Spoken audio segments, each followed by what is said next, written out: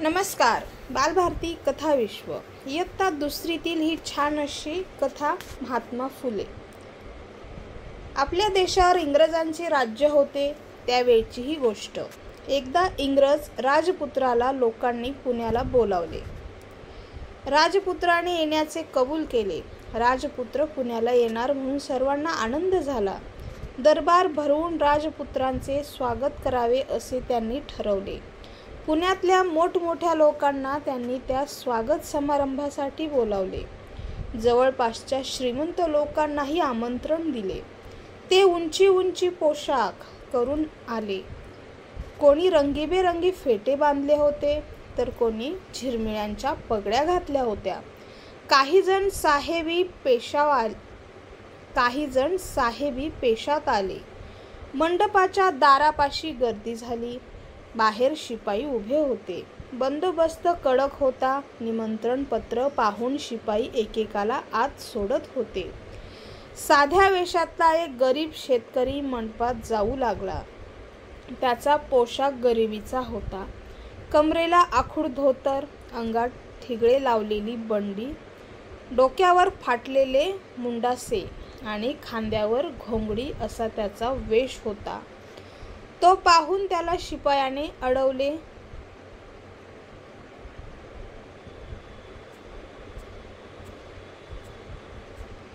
त्यांनी निमंत्रण पत्र पुढे केले. शिपायाने त्याला आत सोडले. तो तडक आत गेला. एका खुर्चीवर जाऊन बसला. समारंभ चालू झाला. राजपुत्राच्या स्वागताचे भाषण झाले. त्यानंतर अनेक भाषणे झाली. त्यात राजपुत्राची तोंड भरून स्तुती होती.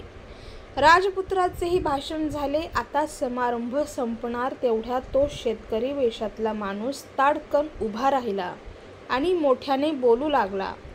माझा असला पोशाख बघून तुम्हाला नवल वाटलं असेल. तुम्ही गोंधळात पडला असाल. मी ते ओळखलं आहे. पण माझा हाच पोशाख योग्य आहे. शेतकऱ्याचा तो खरा पोशाख आहे. माझा हा देश शेतकऱ्यांचा आहे. इथले शेतकरी शेतात वर्षभर राबतात, रात्रंदिवस कष्ट करतात, पण त्यांना पोटभर अन्न मिळत नाही, राहायला घर मिळत नाही.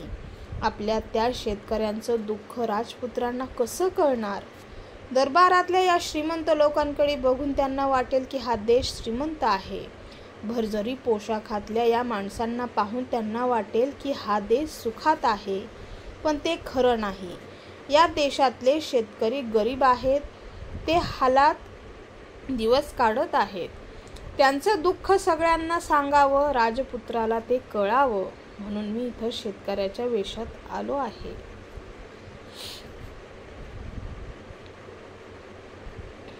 या देशातल्या शेतकऱ्याचं दुःख राजपुत्रांनी राणेसाहेबांच्या कानी घातलं.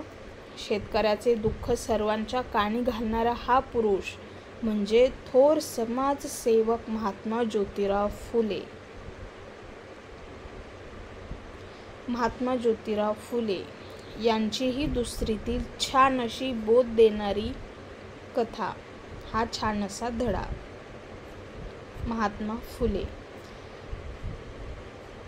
कथा कशी वाटली कमेंटद्वारे नक्की कळवा आणि अशाच नवनवीन कथा आणि कवितांसाठी आपल्या बालभारती कथा विश्वला सबस्क्राईब करा, लाईक करा, शेअर करा आणि कमेंटसुद्धा करा. धन्यवाद.